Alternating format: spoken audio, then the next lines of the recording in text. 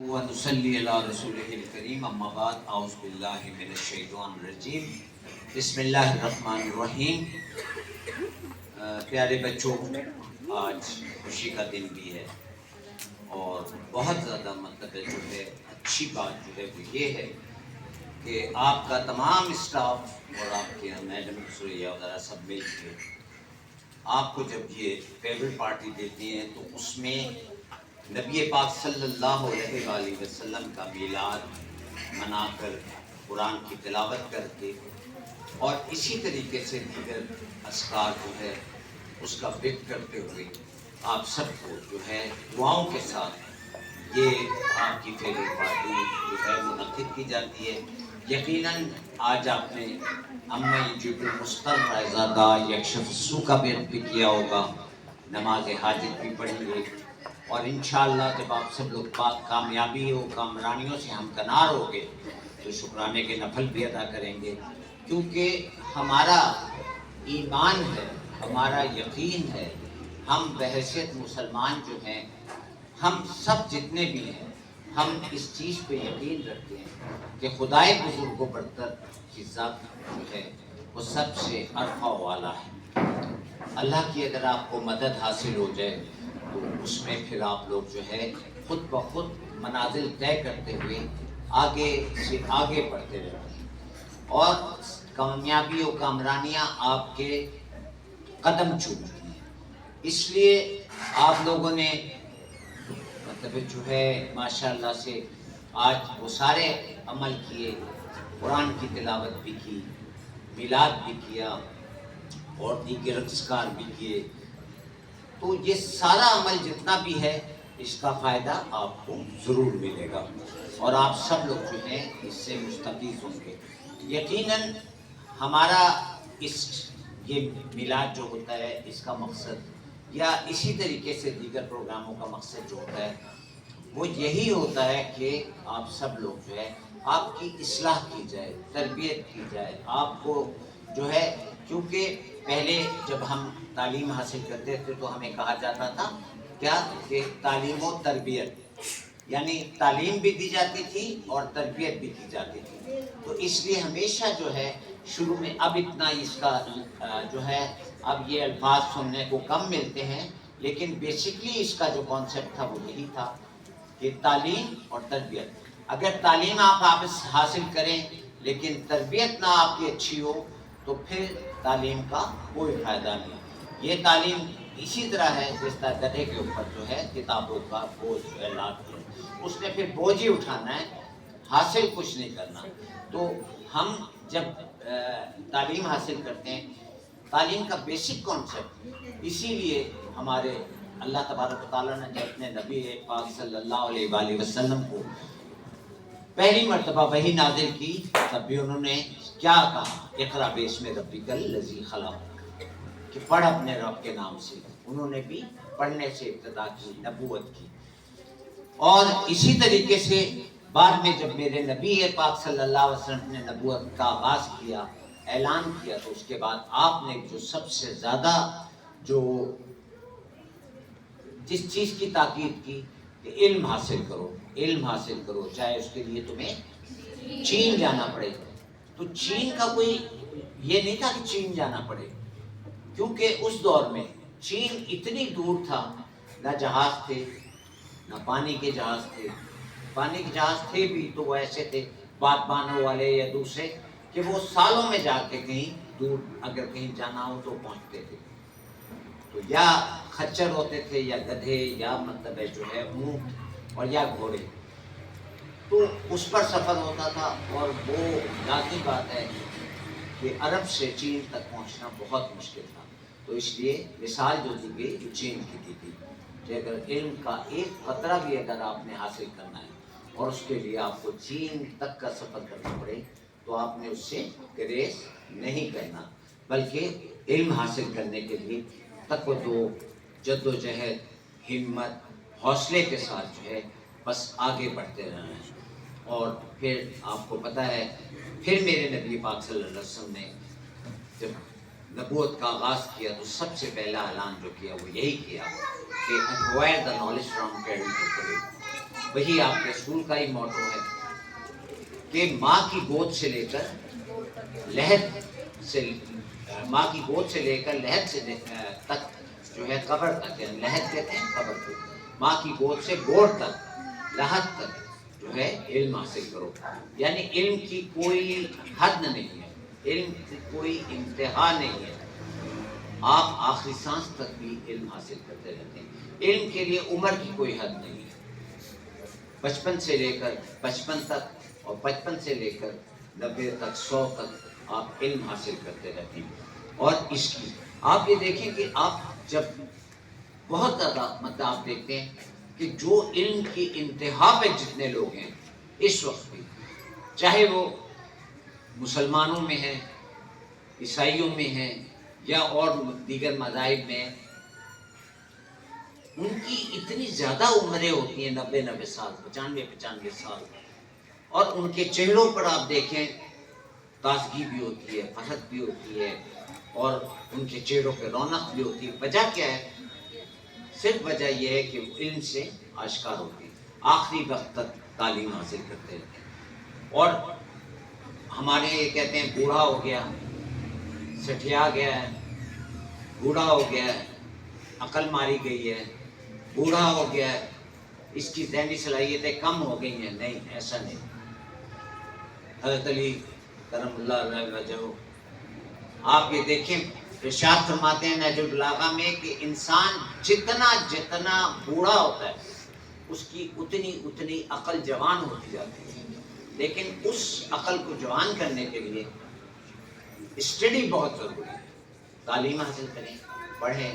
جب آپ پڑھتے ہیں تو آپ کی میموری جو ہے آٹومیٹکلی آپ کی امپروو ہوتی ہے. تو آپ لوگ زیادہ سے زیادہ جو ہے تعلیم کے زیور سے آراستہ ہوتے چلے جاتے ہیں. اور تعلیم کا زیور جو ہے وہ سب سے قیمتی ہے، جسے نہ کوئی چرا سکتا ہے آپ سے، نہ کوئی چھین سکتا ہے، نہ آپ کو وہ کوئی اس سے غضب پہنچا سکتا ہے. یہ واحد ایک عمل ایسا ہے جو آپ کو سوائے فائدے کے اور اس کے علاوہ آپ کو اس کا نقصان کوئی نہیں ملتا. جب آپ علم کے معیار پہ پہنچتے ہیں، علم کی معراج پہ پہنچتے ہیں، تو پھر خود بخود آپ کے اندر نکھار پیدا ہونا شروع ہوتا ہے. آپ کے اندر آپ کی صلاحیتوں میں اضافہ ہونا شروع ہو جاتا ہے.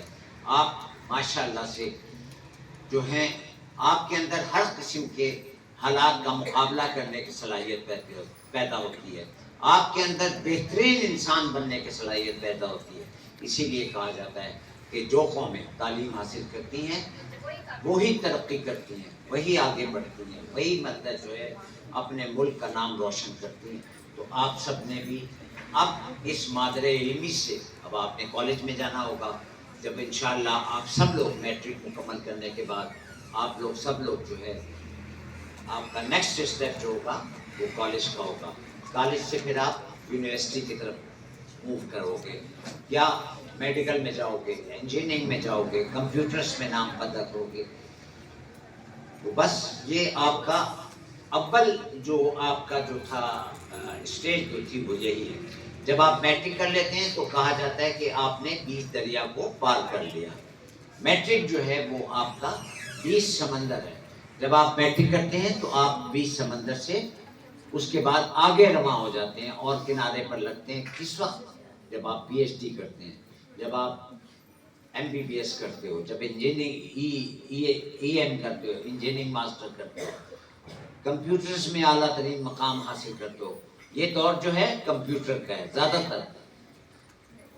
لازم بات ہے لیکن کمپیوٹر ہی نہیں ہے، ہمیں معالج بھی چاہیے، ڈاکٹرز بھی چاہیے، انجینئرز بھی چاہیے. ہمیں جنرل گروپس میں بھی ہمیں مطلب بہت ساری چیز. اور ایک عجیب ایک رجحان جو ہمارے معاشرے میں بڑھتا چلا جا رہا ہے کہ سائنس کا پڑھنا بہت ضروری ہے. اس سے آپ کے علم میں اضافہ ہوتا ہے بہت ساری چیزوں میں. لیکن اس کے بعد جو آپ دیکھیں کہ جو CSS کا ایگزام ہے، سپیریئر سروسز کا، اس میں جب آپ جاتے ہو اور اس میں آپ کامیابی حاصل کرتے ہو تو پھر اس کے بعد آپ کا لائف اسٹائل چینج ہو جاتا ہے. آپ ڈپٹی کمشنر، اسسٹنٹ کمشنر بنتے ہیں. اگر آپ DMG گروپ میں آ جائیں تو پھر آپ ASP بنتے ہیں. DMG ग्रुप में 3 मतलब सेक्शन है, फॉरेन ऑफिस है, असिस्टेंट मतलब है जो है कमिश्नर का है, और उसके बाद फिर आपका जो है तीसरा जो स्टेप आपको मिलता है फॉरेन ऑफिस का मिलता है, और उसके बाद फिर जितना जितना आपका लो होता चला जाता है नंबरिंग के हिसाब से, तो फिर कोई सेक्शन ऑफिसर बनता है, कोई रेलवे में चला जाता है, कोई दीगर मतलब मिनिस्ट्रीज में चला जाता है। लेकिन जो सबसे टॉपर होते हैं CSS में, वो इसको कहते हैं, उसको DMG ग्रुप में जाते हैं। तो DMG ग्रुप में आपको पता है चांस बहुत बन जाता है कि आप असिस्टेंट कमिश्नर बन जाते हैं, आप मतलब जो है ASP बन जाते हैं, फिर SP बनते हैं, फिर SSP, फिर DIG।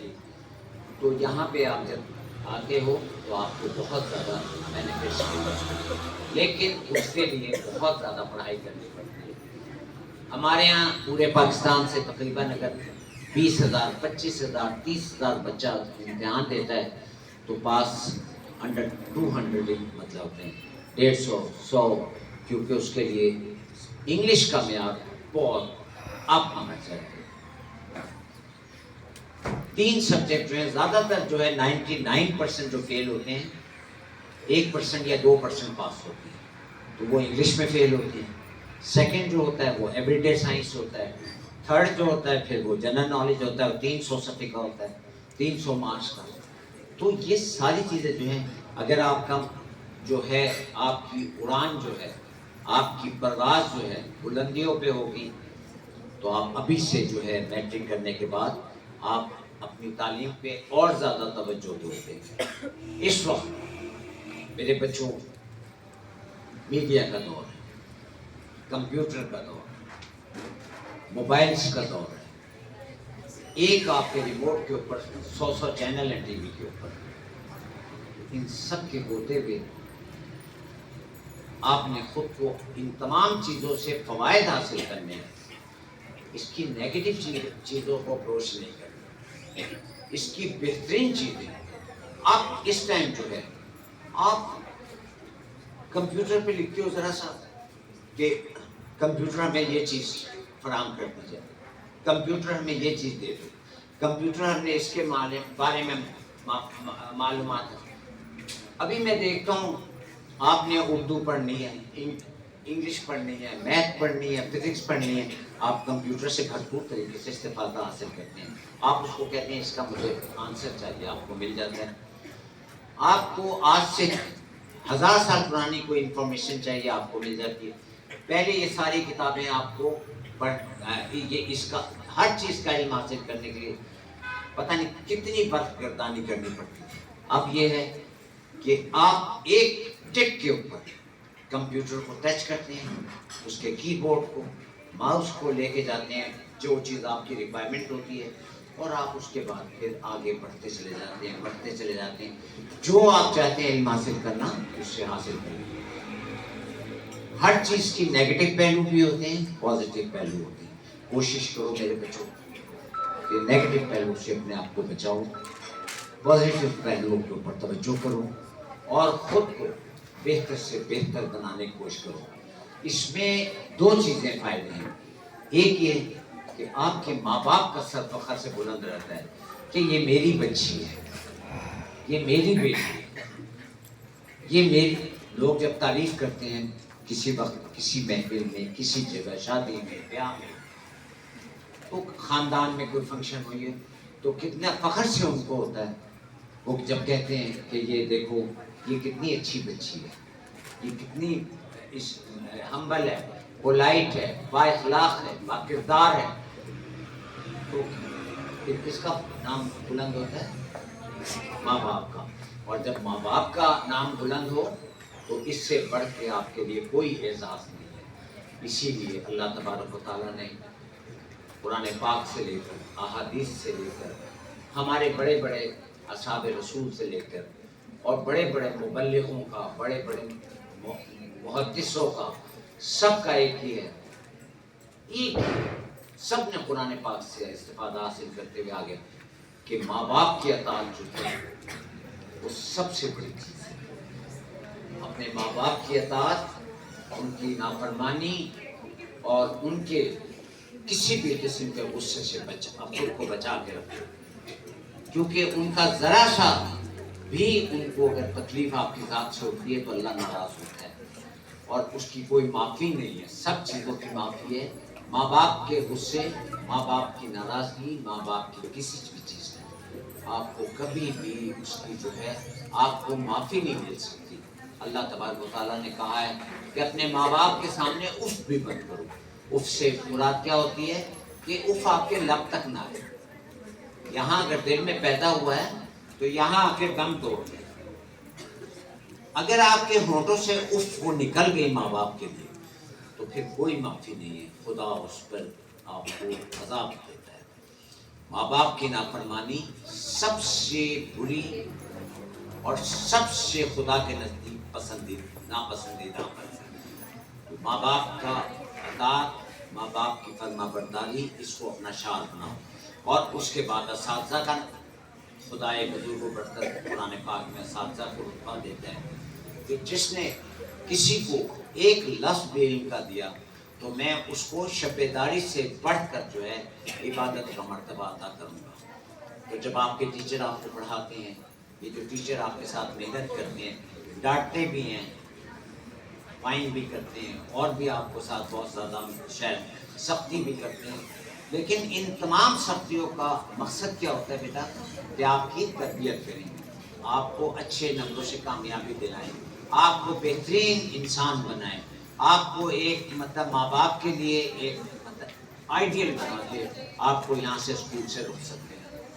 ایک چیز کو ہمیشہ یاد رکھنا، اسکول کے دوست، اسکول کے ساتھی، اسکول کے اساتذہ، یہ ساری زندگی یاد ہے.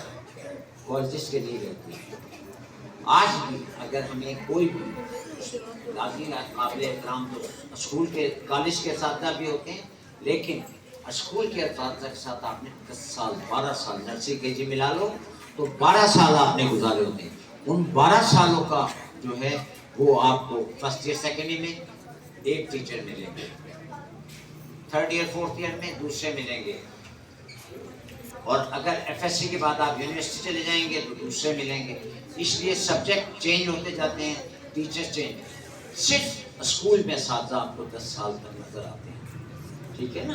تو اسکول کے اساتذہ اور اسکول کے ساتھی کہتے ہیں کہ اسکول کے ساتھی کبھی نہیں بھولتے، اسکول کے دوست کبھی نہیں بھولتے، اسکول کے استاد کبھی نہیں بھولتے. اس کی وجہ یہ ہے کہ یہ آپ کا ابتدائی سفر ہوتا ہے. جس طرح ماں کی گود کبھی کوئی نہیں بھولتا، ماں کی تربیت نہیں کہتے نا، ماں کی گود جو ہے پہلی تربیت ہے. تو ماں کی، کیونکہ 1 سال 2 سال 3 سال 4 سال جب تک آپ اسکول جانے کے قابل نہیں ہوتے، آپ کی تربیت، آپ کا استاد کون ہوتا ہے؟ ماں. باپ تو سارا دن آپ کے لیے مطلب ہے آپ کے جو آپ کی ضروریات ہیں ان کو پورا کرنے کے لیے سارا دن مصروف رہتا ہے. تو آپ کی والدہ جو ہیں وہی آپ کی تربیت کرتی ہیں. تو ان کو اسی لیے اللہ میاں نے بڑا مرتبہ اور مقام ماں کو دیا ہے. لیکن باپ کے بھی مرتبے میں اور مقام میں کوئی اللہ نے کمی نہیں چھوڑی ہے. وہ کہتا ہے کہ ماں کی اگر ماں 4 مرتبہ دعائیں دیں تو شاید 5ویں مرتبہ قبول ہو، لیکن باپ کا اگر 1 مرتبہ بھی ہاتھ اٹھ جائے دعا کے لیے تو وہ فوراً مستجاب ہوتی ہے. تو اس لیے ماں باپ دونوں کا احترام کرو، دونوں کے ساتھ شفقت اور ادب اداب کا خیال رکھو تو خدا تمہاری زندگیوں کو خوشیوں مسرتوں سے بھر دے گا. ایک مرتبہ پھر بہت زیادہ جو ہے آپ لوگ بور ہو رہے ہوں گے یا ویسے، لیکن مجھے یقین ہے کہ تم سب لوگ کچھ نہ کچھ یہاں سے لے کے جاؤ گے، اور لے جانے میں سب سے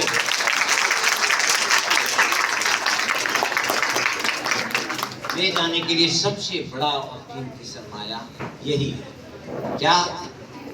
ہماری طرف سے تو تحفہ آپ کو دیا جائے گا وہ کہ ایک بیٹا پنجگانہ نماز سے غافل مت ہونا کبھی بھی.